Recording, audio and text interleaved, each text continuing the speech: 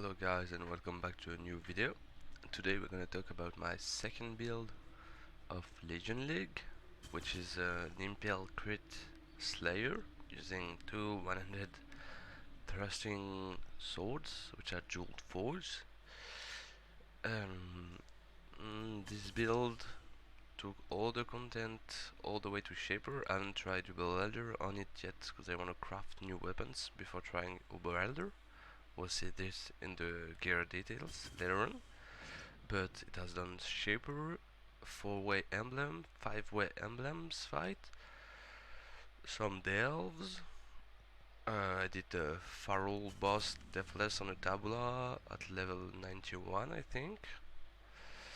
And yeah, we're gonna do a quick Shaper to see how the build performs. Hopefully I don't die, which I think hopefully I can engage in the Shaper fight might be difficult.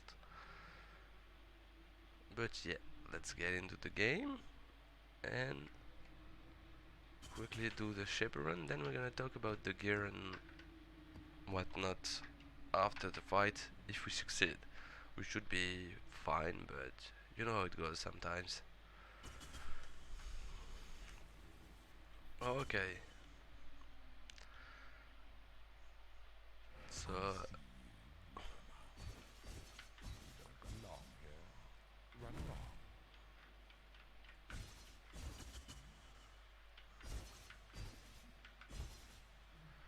here we go.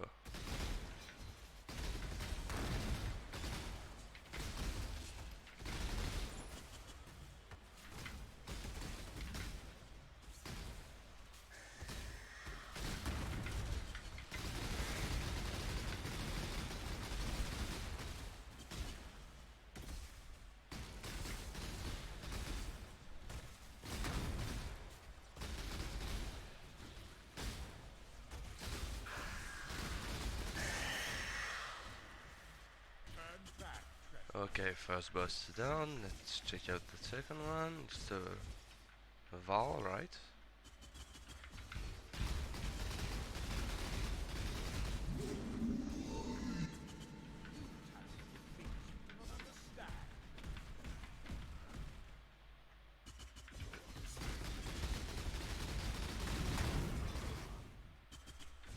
Okay.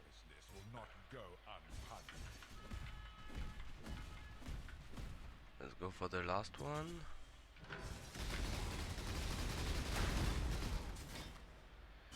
And into the Shaper's arena.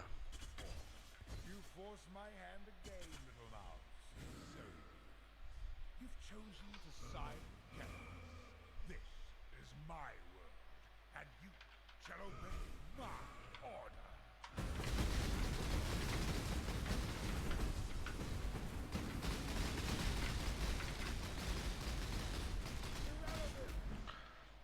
Okay, first phase is down.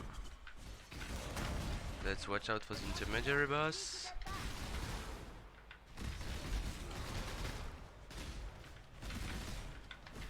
I'm not the best at bossing in this game, but Shaper fight is pretty telegraphed, so once you learn it, although enemies are dealing massive amounts of damage, especially the Shaper, you can read the fight pretty easily and become better at it really fast.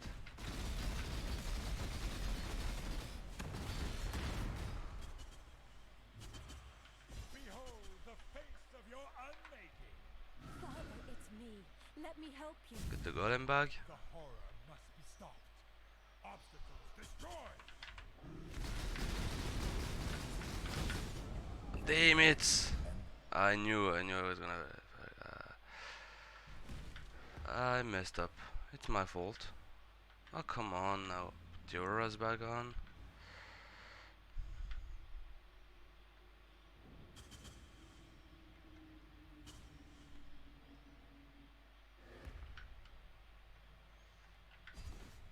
It's my fault. It's entirely my fault. To me, Exile, quickly.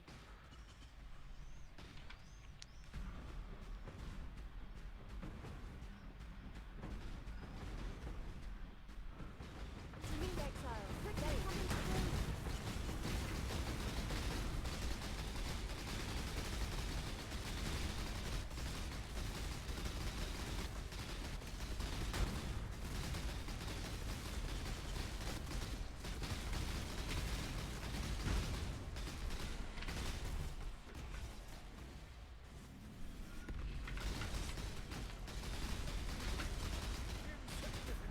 Okay, section fast was a little bit messy, but it's down. He's injured, but not for long. We need to get back.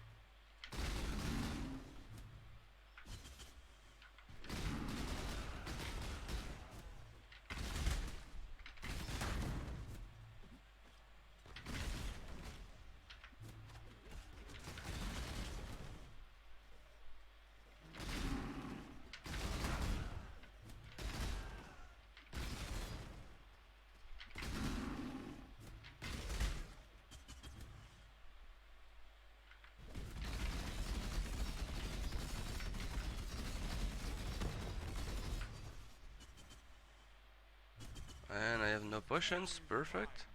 I cannot lose them. They lied to you, Father. I'm your true memory. To save the future, the past must be sacrificed. Come to me. Now come on, why are you doing this to me? I hate it when he does this.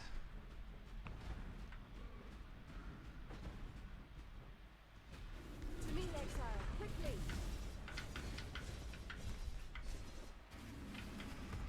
Whoa, we dodged all the balls, I don't know how we did it, but we did it. And he's down.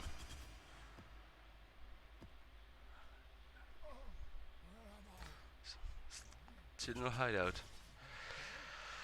Okay, so you can see, besides me messing up a little bit on dashing on a Shaper Slam, the fight went fairly easily.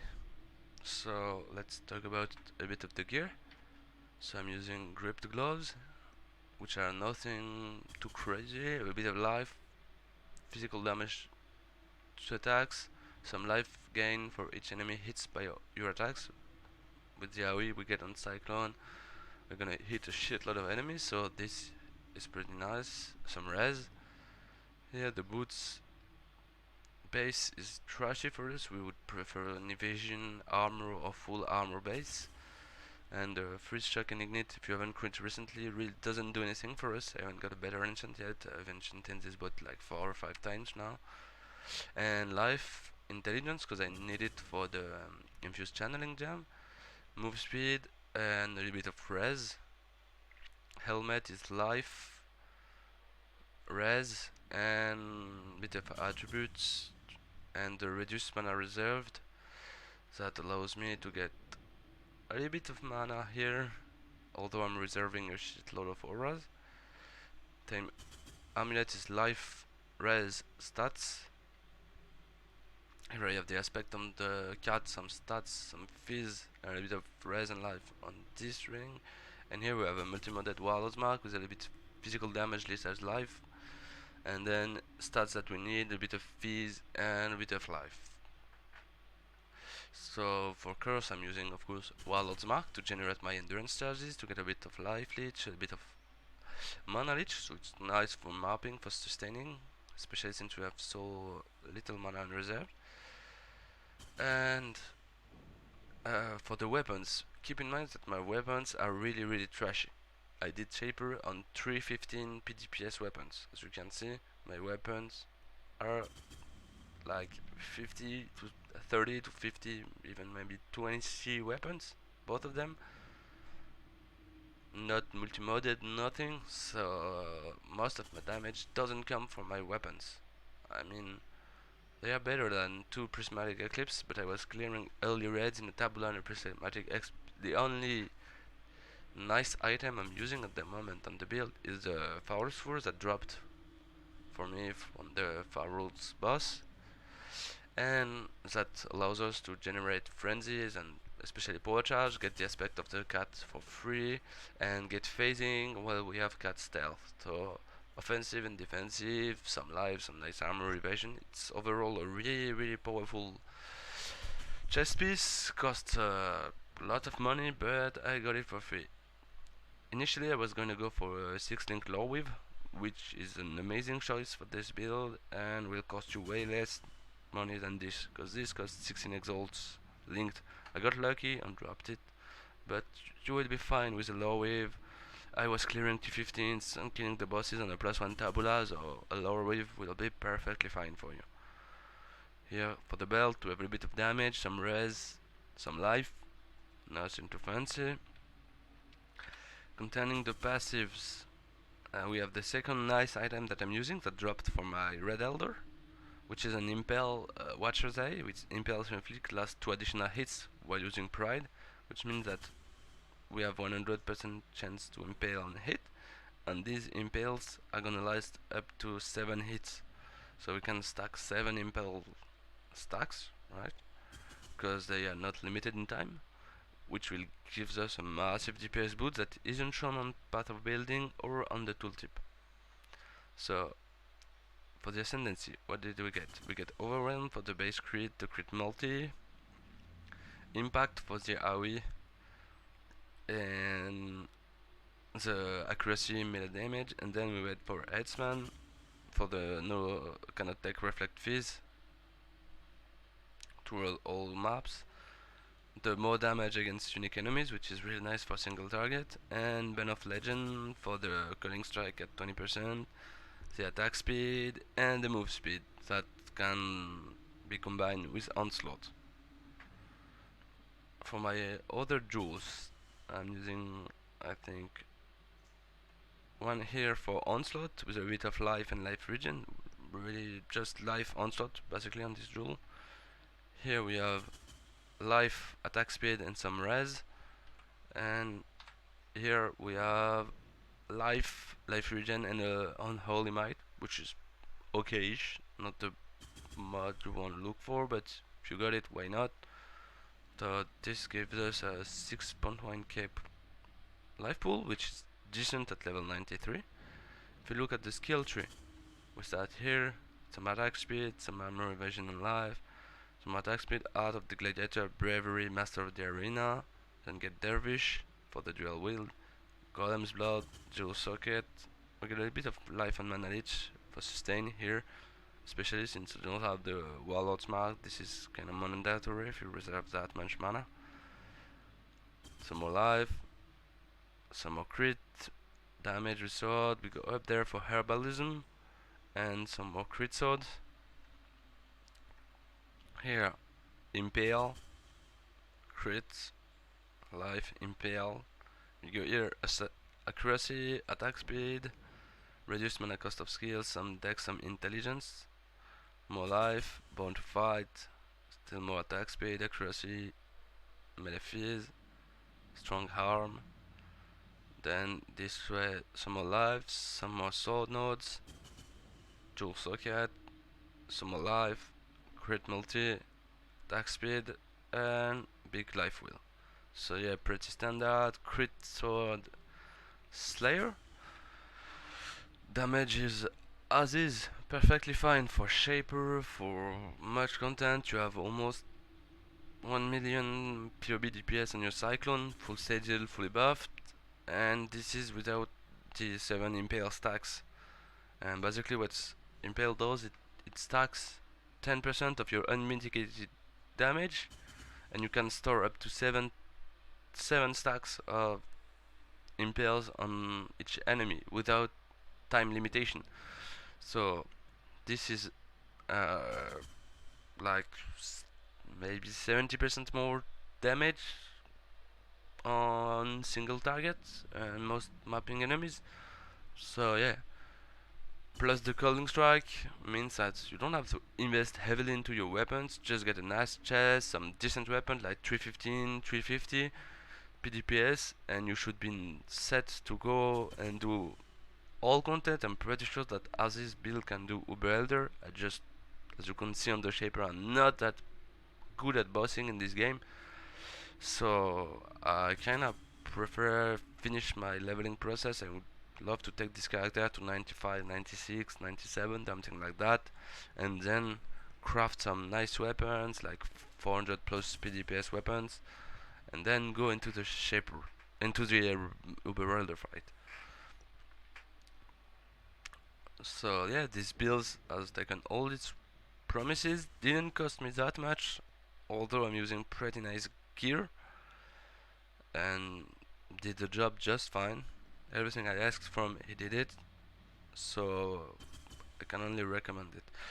For the Pantheons, I'm using Lunaris and Grootcool at the moment for the physical damage reduction and the additional physical damage reduction for each hit.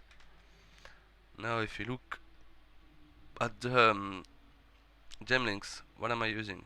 I'm using a cast when damage taken Immortal Call, a Lightning Golem for more attack speed, a Dread Banner for getting 100% chance to impale, then Blood Rage increased duration, faster attacks with Lip Slam for getting over gaps, and Weird Blades for my global movement skill. Then I'm using Pride, Herald of Purity, and Precision. Precision is only level 7 because I don't need more accuracy rating, and my crit is just fine. I'm at 88, I think, with the Diamond Flask up, 88% chance to crit the Diamond Flask. So once the Enlighten gets level 3, I'm gonna level up a little bit more precision. Same for Herald of Purity. I went with it because the minions can get the taunt while mapping and get the aggro, which is pretty nice. But you can go for what's it called, Flesh and Stone, and switch between Sand Stance for mapping, Blood Stance for bossing. I think it's a little bit more DPS than the Herald of Purity, but I didn't want it since I'm already starting space on my skill bar. I didn't want to get another skill to switch up for bossing and whatnot, so I went for the Herald of Purity, which I find you just take it and it's here, you don't have to do nothing. So yeah, consistency here. But ultimately Flesh and Stone might be better for the build, so you might want to check it out. Here we have an Ancestral Watchif, a Val Ancestral Watchif for the support on bossing, with Ruthless, faster attacks, and melee fees. Nice DPS boost on bossing. And for Cyclone, what are our links? We are using this also is a huge boost for the build. I'm not using Val Cyclone. I don't like Val Cyclone personally, but it's a 21-23 Cyclone, so this can go for quite a lot. I think it's 4x, something like that.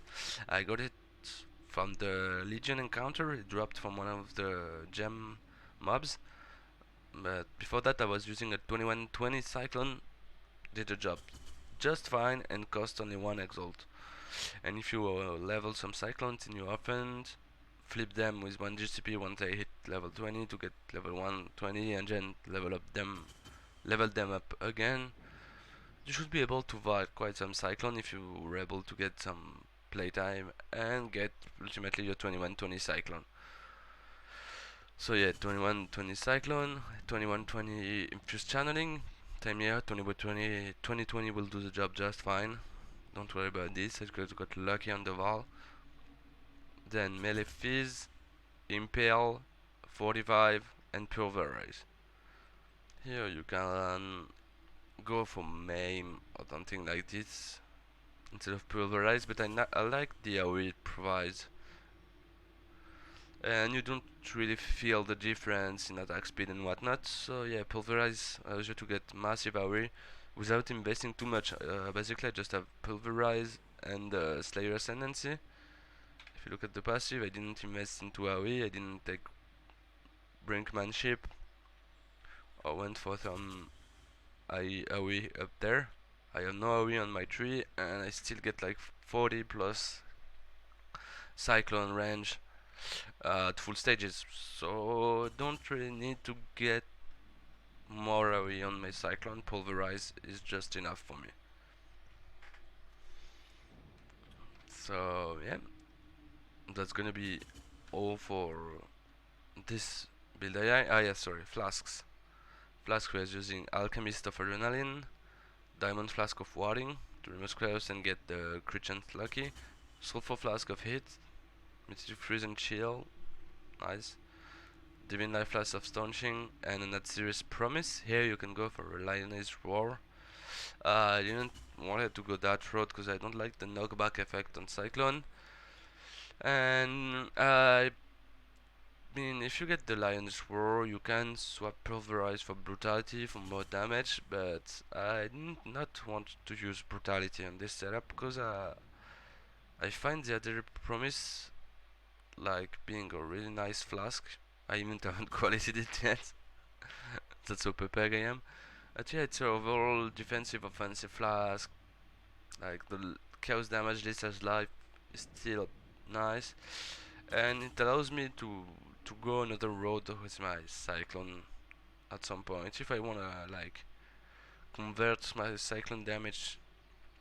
Cause with this setup, yeah, we get some nice dips and all, but we do not dispose of the bodies, cause we don't get the blitz explosion from the hemophilia or from an ascendancy, right? Because we're a slayer, and so in mapping, you're not disposing of the bodies. You can get clapped by some porcupines or some shit like that. So maybe in the future, I wanna go like try a cold cyclone. I don't know. So this flask will come in handy. But yeah, ultimately you can go for the Lion's Roar to get a little bit more armor, block chance, whatnot, and some offensive buff. But I didn't drop one, didn't want to buy one, so just use another promise that was sitting in my stash. So yeah, that's gonna be all for me for today. I hope you enjoyed the build, and see you in the next video. Bye.